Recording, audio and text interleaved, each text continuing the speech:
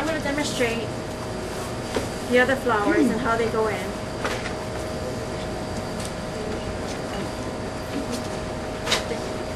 So starting with your line flowers to create your border.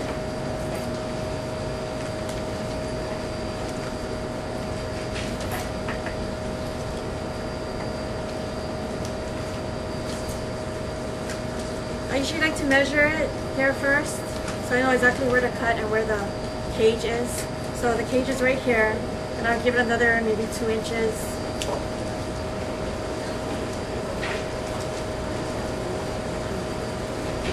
So I give it the length.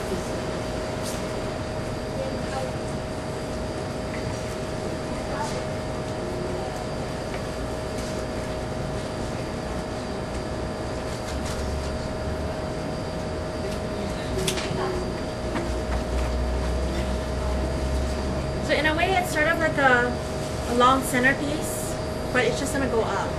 So I like to make it all around and make sure that, you know, from every angle, it's even and sort of symmetrical. I mean, it's really up to you too, how you want it shaped. Some like it long and then attach draping to it, you know, hanging down. Some like it a little round. It really doesn't, you know, there's no goal. Yeah, this is the basics, so you can start with this and do other styles after.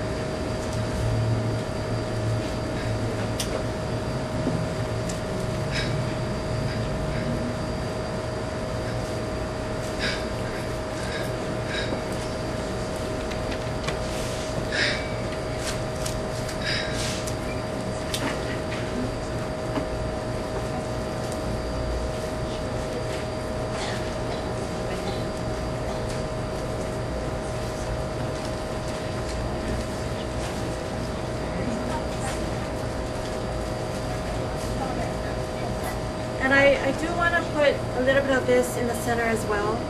So it's not just a circular right outside. Can I ask you, when you put the ferns in, you just poke those in too? Yeah.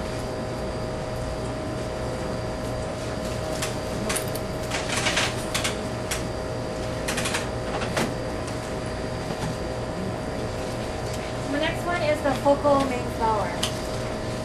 Just stargazers, white stargazers.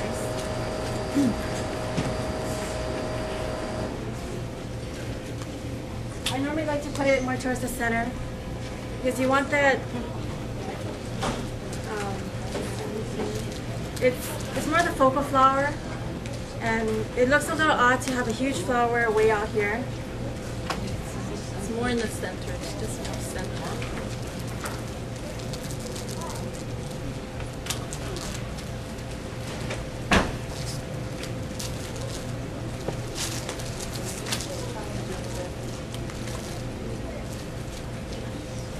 Like right now we're just using white traditional, but like this one you can really go with any kind of colors. You have tropical and spring in there together. And you know, anything goes. You stick with your color scheme and your floral scheme.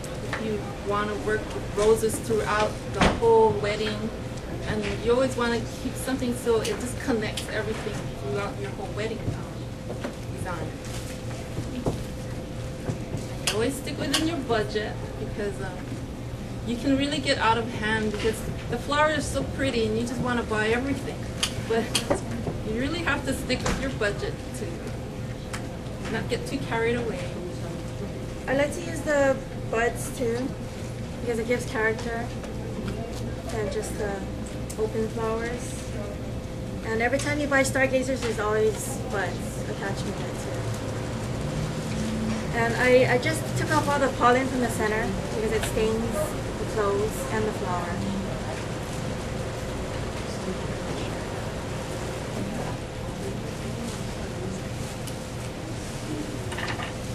Later after our demonstration, if you have time, you can come and look at our board here. We have a lot of different examples of weddings that Watanabe has done for different couples.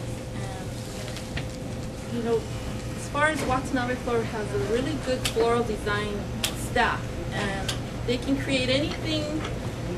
If your budget's tight and you just want to do the bridal bouquet through Watanabe, and then you can do the smaller ones, you know, that's one way to do it. Or if you have the money and the, you know, want to have it very fancy, Watanabe can do it really well, and they can work with any budget, even small budgets, large budget.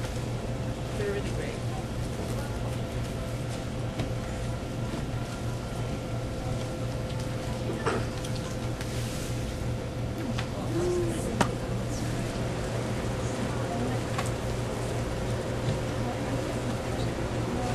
Alright, the next one is the mass flowers.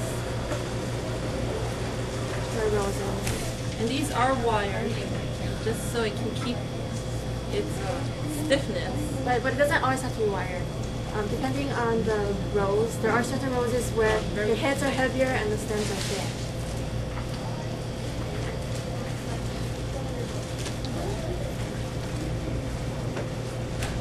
And because these are smaller, and it wouldn't look as odd to have it more out towards the outside, we'll do some of that.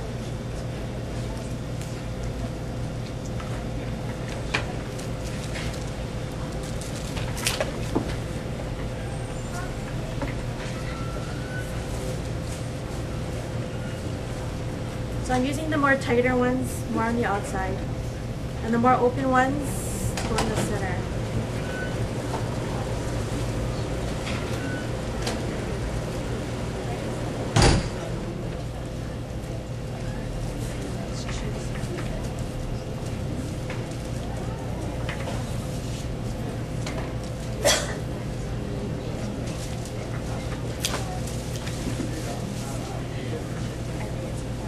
So even when I'm putting my roses, I'm keeping within the borders of my line flower.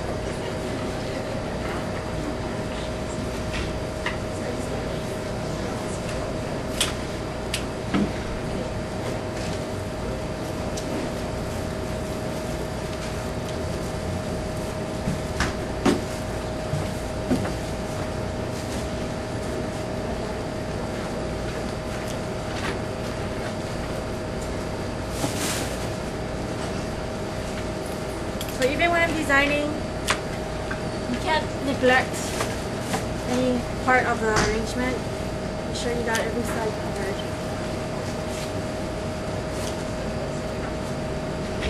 Does anyone have any questions?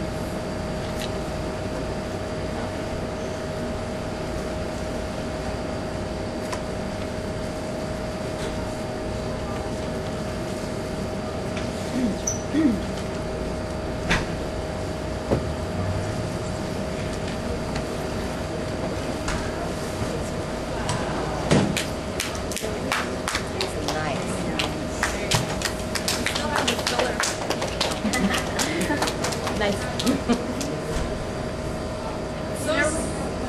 Normally fillers are like baby sprays, you know, the common one, but today we're going to use dendrobium as our filler because it adds that flow to something which is so straight as your line flower or your roses.